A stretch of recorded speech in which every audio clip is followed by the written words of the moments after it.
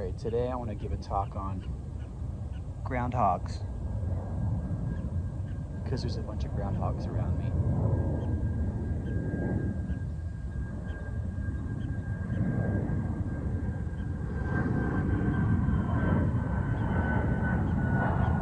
What can we learn from a groundhog?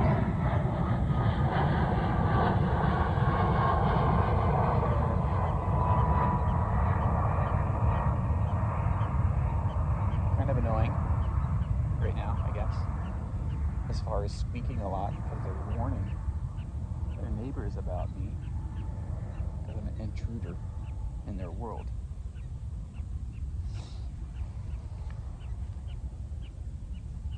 But within that is the community that groundhogs have. They work with each other and they make tunnels for each other and burrows. And it's great. They all help each other out. So we have a lot in common with groundhogs, I would say.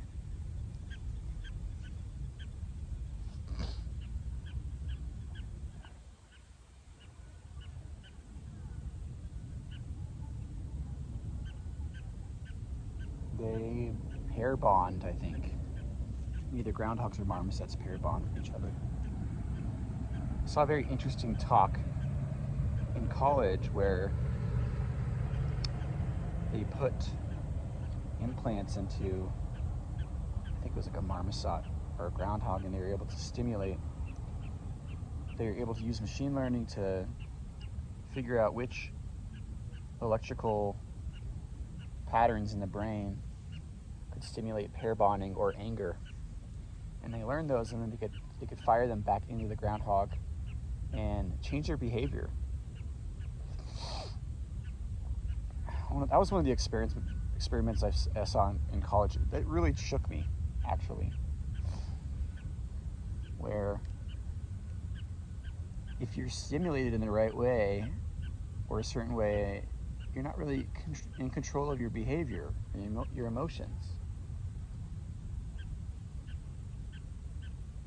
So I wonder what will happen if, AI takes over and knows our emotions, or we're able to stimulate emotions via TikTok.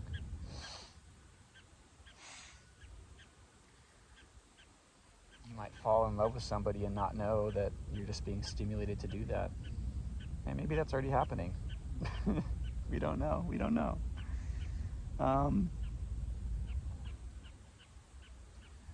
It also felt very sad for these animals to be on the receiving end of that, and I know there's a lot of ethical treatment that goes on into these scientific tests, but that one felt almost like in the 60s, where they put electrodes into a bull's brain really deep in there, and they could stimulate aggression.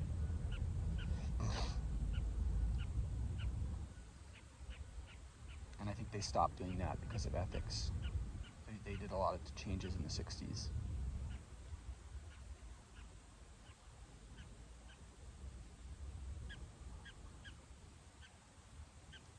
I mean, because they're complex social creatures, groundhogs. And they just keep squeaking.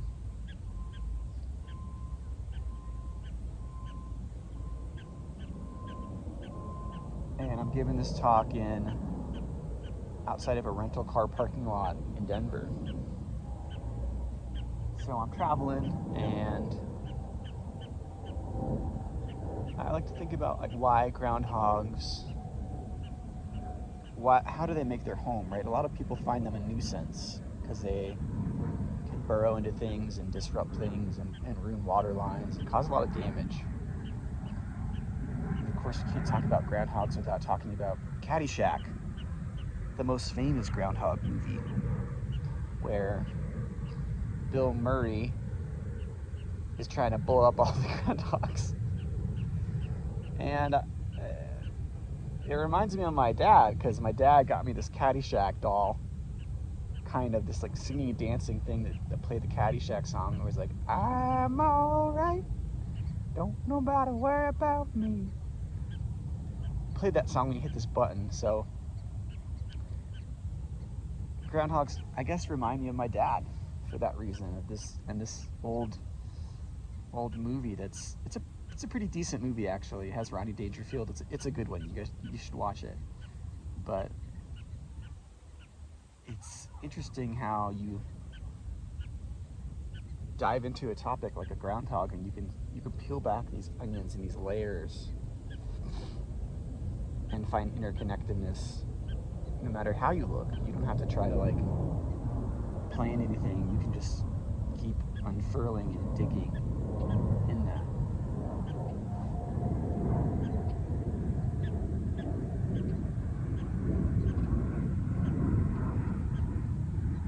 I really like how they warn each other. I think that's really nice to do, and they do it in like, their burrows are like group dynamics. Like I can see that this guy's squeaking because I'm close to him, and the other ones are popped out of their holes and they're standing up and they're looking around. So I wonder what like kind of graph theory approaches you could use to trace groundhog behavior. How far apart they space their holes, their interconnectedness of their dens, where the signals are made. Because there's been a lot of work on firefly signaling. We had a professor at CU Boulder that was working on that, and they kind of fire in unison with each other in patterns, right? When one starts firing, they all start firing. It actually happens with neurons too. Interestingly enough.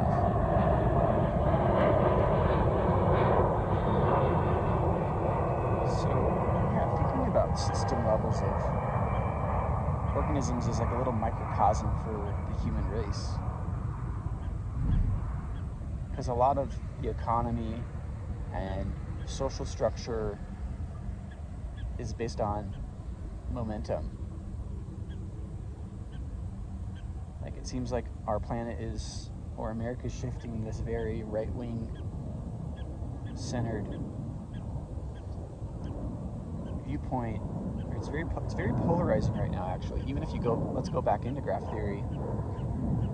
When I took a class, there was this graph that was shown that like the interconnected nodes between right wing and left wing over time were more split. So back in like 95, there was more interconnections between left wing and right wing across the board. And that what we've seen is that through news media outlets and message boards, they become more of an echo chamber with each other, and you see this more like bimodal distribution to the connections.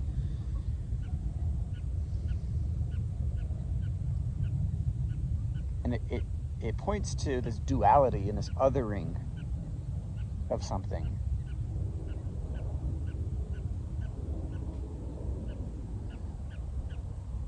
And I guess I'm in the middle of an echo chamber right now with all these little groundhogs around me.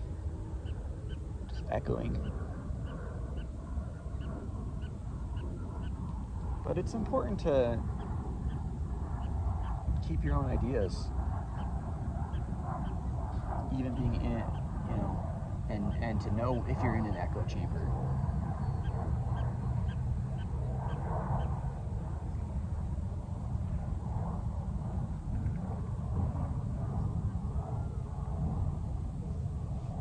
It can be very easy to get into an echo chamber or become too comfortable with your situation, where when you finally remove yourself from that situation, it becomes a lot more clear what's happening. So I think travel does help a lot with that. So I'm traveling right now. I'm heading to Spain, and I told my one friend Eric, and that's it. And I'm trying not to tell a lot of people, and I told my family, but I'm gonna walk across Spain. So I'm gonna give talks as I go across Spain, and we'll see how they go. But I'm hoping to get a little more perspective and a little bit more movement in my life, and to get out of my echo chamber if I'm in one. I think I might be in one. I might be in a hippie echo chamber, but I feel like I'm try to stay as unbiased as possible. I feel like I've become more unbiased over time. I get less worked up. Excuse me. I get less worked up over things, which I find is a good sign of acceptance.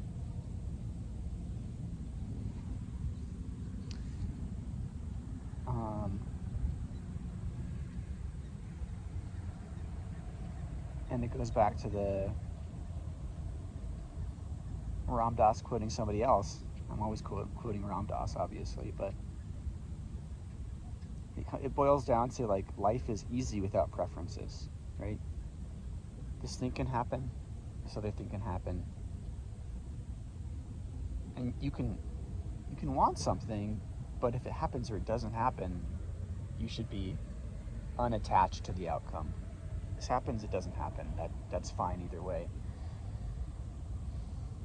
And that's, it's a hard pill to swallow if your relationships change or your housing situations change, or your job situation changes. Pretty much any type of change goes against that, right? Because you have to really embrace that concept. But if you can think about the low points and how they must pass, and you think about the high points and they also must pass, so you don't work yourself up too hard in either direction, it seems to be a good place to stand at. I always preach in the middle path for some reason. So the groundhogs have stopped squeaking over here, and now they're squeaking off to the right over there. So they're kind of moving around. They're changing. They're letting people know.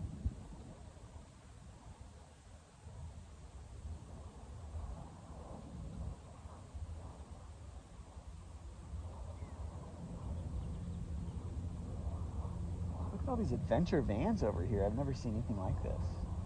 I guess they're just renting out vans to people. That's pretty cool, actually. I've never seen that from just a rental agency. Maybe I should go rent a van. That'd be a fun adventure.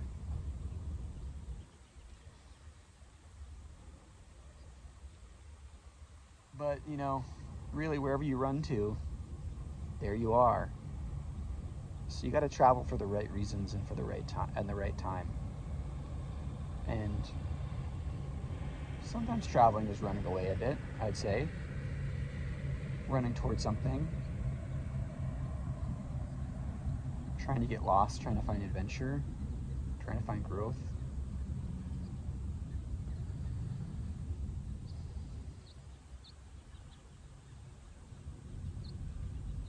But these groundhogs, they don't run away, right? They burrow down and they work together as a community. But they also make new communities, so they must run away at some point, and maybe in pairs, or I'm not really sure how they go. But they certainly are cuter than naked mole rats, which don't ever get cancer for some reason.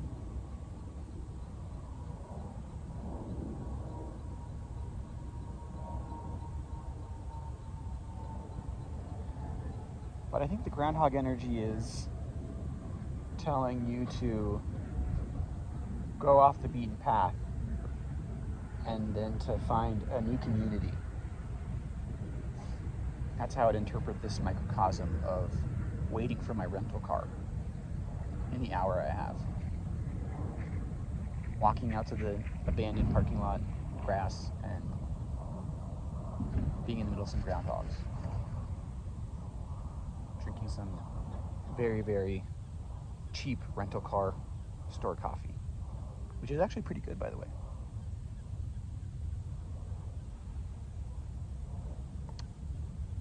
Finding sacredness in the day, letting people look at me because I have a little blanket in the middle of this parking lot. No one cares. So enjoying it thoroughly, enjoying the process.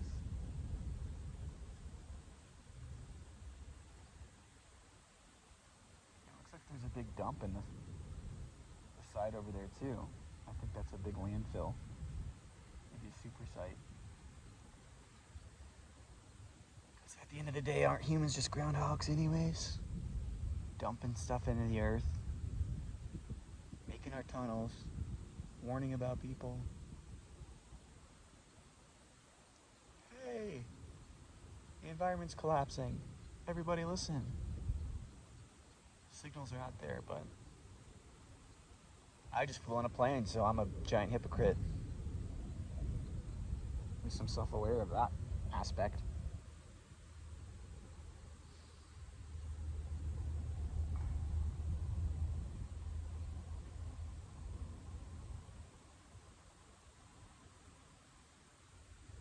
But groundhogs can also be obviously the rebirth, right? Because they come out and they signify spring's coming. So they're kind of, I don't know how they got attached to that, but they definitely signify, I think, more days of spring. So they're kind of like Jesus, right? They come out of their little hole. They're reborn, and they're like, let everyone know what's going on. So the one takeaway is that groundhogs are Jesus. That's what I would say is the main lesson here. These little crucified wombats in their beauty. But yeah, that's a very funny notion and how that got started.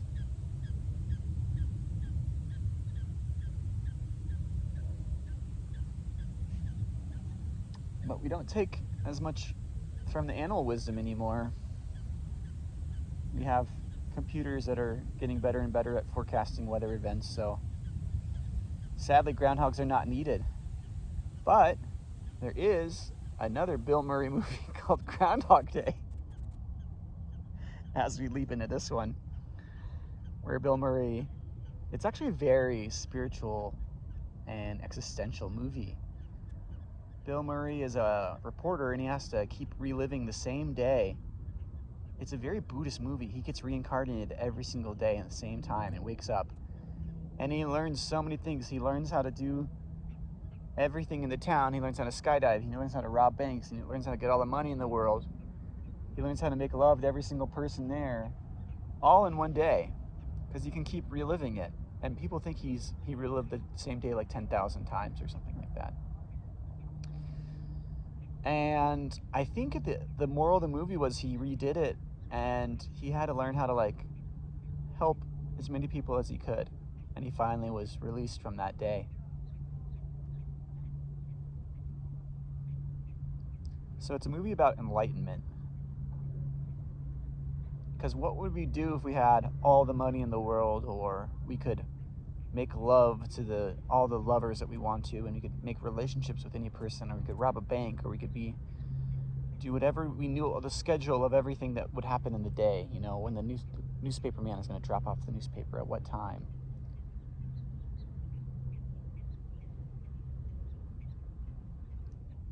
And you come to realize that you have that right now.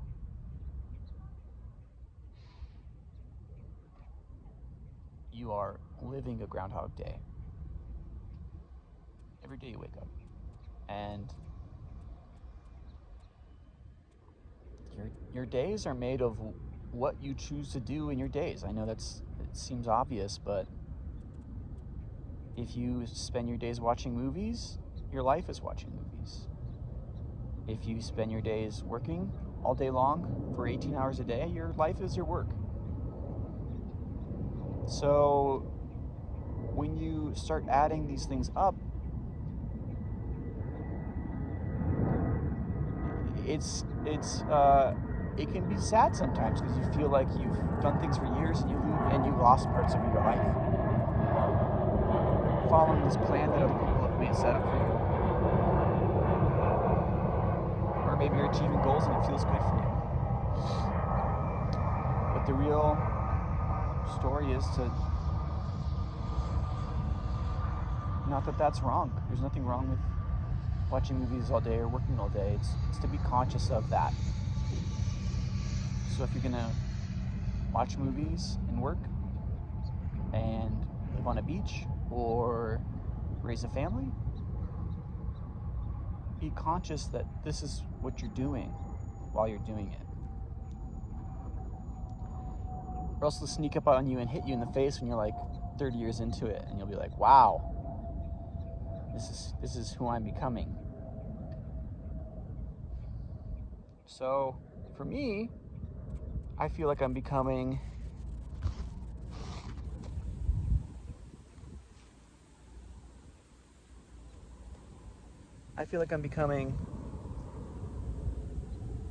kind of like the same person I've always been. I hate to say that, but I've always kind of been like a hippie, nerdy scientist, musician dude, or I haven't changed too much my personality, but I've mellowed out with age. And my day-to-days like can fluctuate between coding or music or meditation, and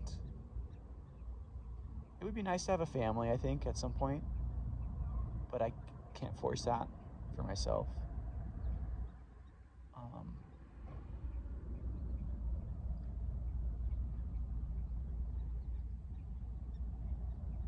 But just to be hyper aware of how you spend your days, this rebirthing process of the Groundhog Day. We have the resurrection of the new spring from the groundhog telling us the weather. And then we also have the community aspect of the groundhog with looking out for each other.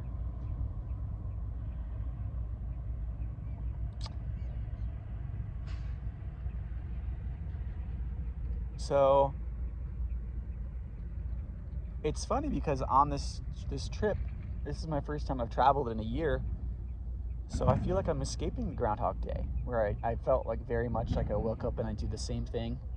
I wake up, I go to yoga, I try work, I do something active.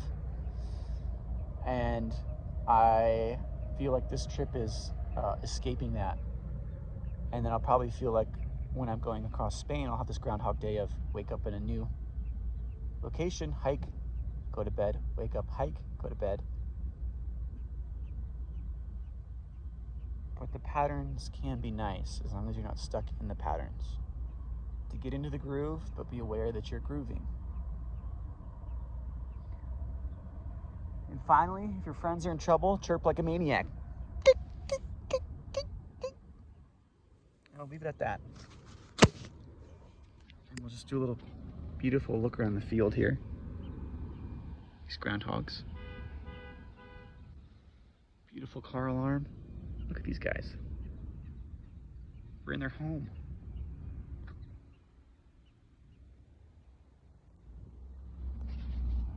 Wishing everybody a most blessed day. Cheers.